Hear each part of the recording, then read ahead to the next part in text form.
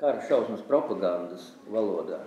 Šajā karā droši vien bija arī iepriekš, bet viņas tiek kaut kā atkārtotas, kā arī Otrā pasaules karā darīja un Pirmajā sāka.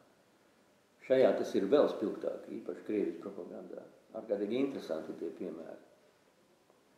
Tur ir gan ko tik tie Ukraiņi tur nedara, kādi viņi tie zvēri ir.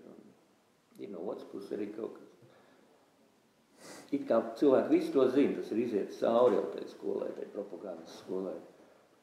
Bet tas tiek atkārtots un tas strādā. Tas ir arī ļoti dīvaini, ka neko nav mācījušies. Un ļaudis pavēlkās.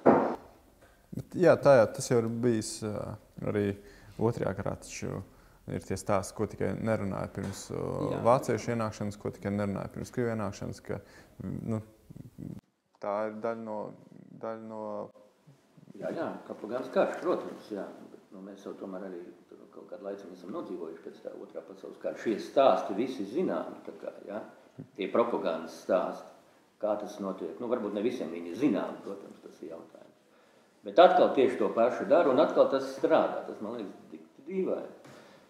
Bet strādā tā kā varbūt, ka tā ir vienkārši tā cilvēka psiholoģija. Jā, tas ir ļoti... No kuras nevar aizbēgt. To es sākumā teicu, ka tas arī uztrauc, ka tu netiec ārā no šī rāmja. Jā. Tas ir tas, kas man uztrauc. Man ir personiski tieši tāds pats kā vispārējie, jā, ka tu netiec kaut kur prom no sevis.